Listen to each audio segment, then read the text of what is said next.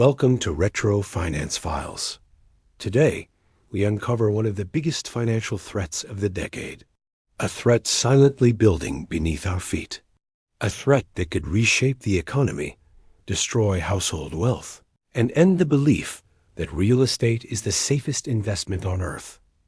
This is the story of the coming real estate collapse, and why homes may never recover the way everyone hopes. Before we begin, make sure to like this video and subscribe for more deep dives into financial history and the hidden patterns shaping our world today. Now, let's begin.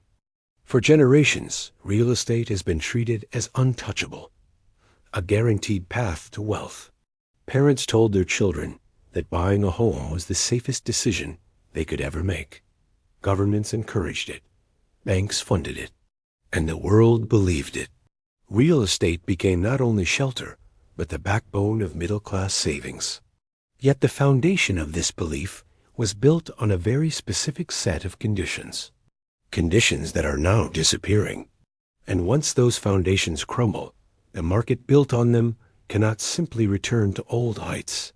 From the mid-1980s to the late 2010s, something unusual happened. Interest rates kept falling almost nonstop. In 1981, U.S. mortgage rates peaked at around 18%. By 2021, they fell to nearly 2.6%. That collapse in borrowing costs didn't just lower monthly payments. It exploded home prices. Cheap money made it easy to buy bigger homes, take larger loans, flip houses, and speculate. Globally, this same pattern played out from Canada to Europe, from Australia to South Korea. But this era of cheap money is gone, and the entire real estate market was built on it. Today, interest rates have surged. In many countries, mortgage rates have more than doubled since 2021. The impact is immediate and brutal. But the current crisis is not just about interest rates. It's also about demographics. One of the biggest drivers of real estate prices over the last 40 years was the rise of massive working-age populations, the baby boomers, Generation X and millennials. Countless people needed homes. But today, in many advanced economies, these demographic tailwinds are reversing. Birth rates are collapsing. Aging populations are growing rapidly. Younger generations are smaller and poorer. In Japan, population decline has left entire towns with abandoned homes. In China, which once relied on endless urbanization to fuel its property market, population decline hit earlier and faster than expected. In 2023, China recorded its first population drop in decades. Demographers warn this will accelerate, and with it, real estate demand will structurally weaken for years. A shrinking population never creates a real estate boom. Then there is the problem of overbuilding. In China, developers constructed entire ghost cities based on projected future demand that never arrived. More than 65 million homes remain vacant. In the United States, many cities oversupplied new apartments targeted at wealthy renters, not average workers. In Canada, condo construction has outpaced population growth in several major urban centers. In Europe, Spain still deals with excess supply left over from the 2008 crisis. When a market has too many homes and too few buyers, prices cannot recover quickly. In some places, they may not recover at all.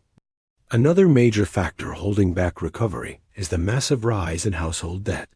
During the years of cheap credit, families took on enormous mortgages. In countries like Australia, Canada, and South Korea, household debt now exceeds 100% of GDP, some of the highest in the world. When debt levels are high, any increase in interest rates becomes catastrophic.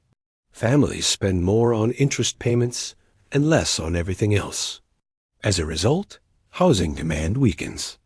And even when prices fall, the high cost of borrowing prevents rapid recovery. Debt becomes a chain locked around the ankles of the entire economy. Nowhere is this clearer than in China.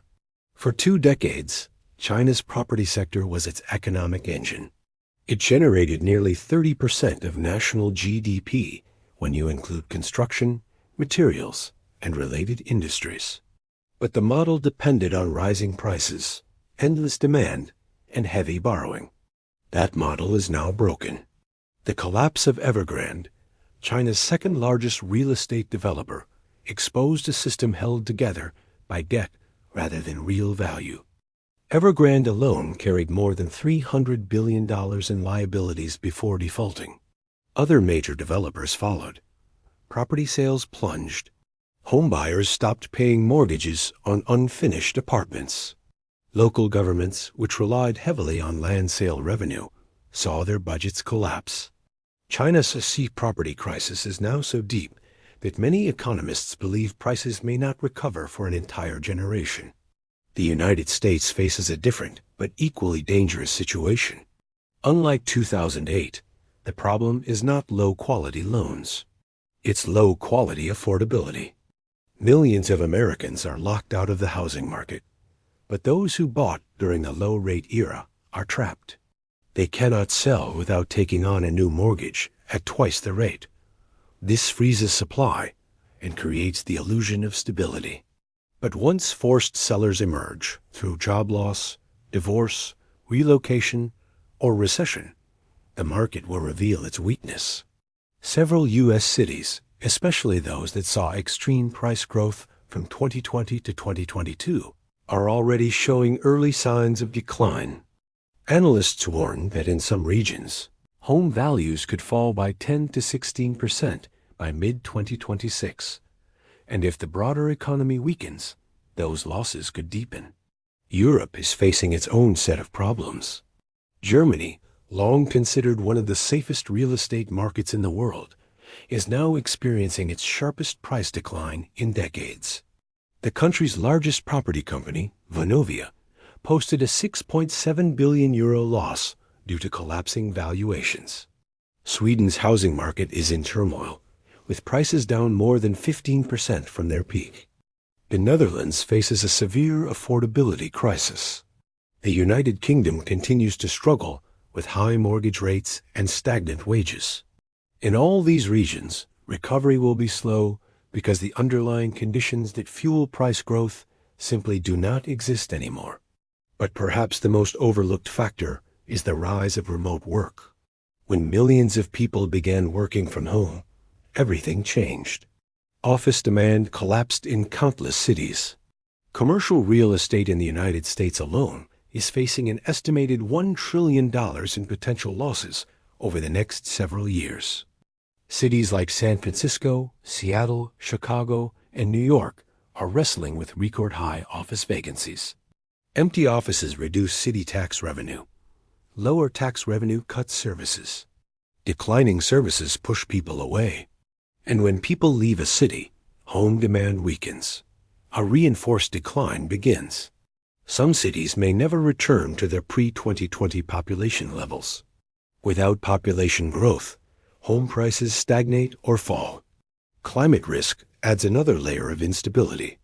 Insurance premiums in flood-prone and fire-prone regions are rising rapidly. In some U.S. states, major insurers have pulled out entirely. In Florida and California, premiums have more than doubled in some areas. For many homeowners, insurance now costs more than their property taxes. When insurance becomes unaffordable, buyers flee. As a result, homes in high-risk areas may see permanent value loss. No recovery is guaranteed when climate risk increases annually.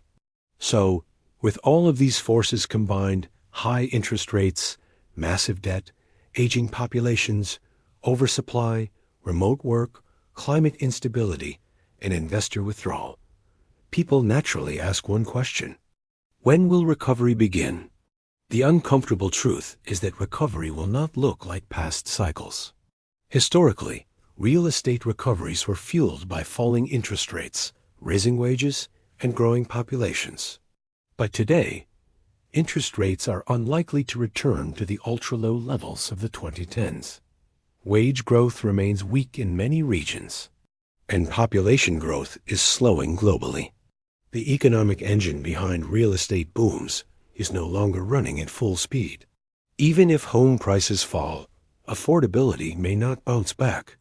A home that becomes cheaper in price is still unaffordable if mortgage rates are too high. And even if rates fall slightly, banks may tighten lending standards during economic uncertainty, making it harder to qualify for loans. Investors, burned by losses in China and commercial markets, may remain cautious for years. Developers facing high construction costs may build less, reducing new supply but not raising prices.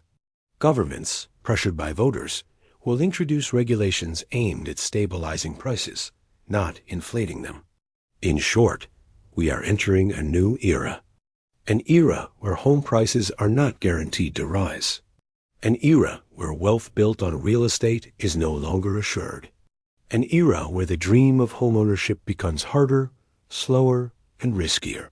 Real estate will not disappear as an investment, but the belief that it always goes up may fade forever. So what does all of this mean for the future? It means homeowners, investors, renters, and policymakers must adjust their expectations. The high-growth boom cycles of the past are over. Stability, not rapid appreciation, may become the new normal. Some markets will recover.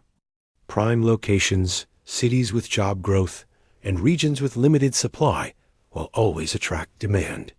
But countless other markets will stagnate. Some will decline.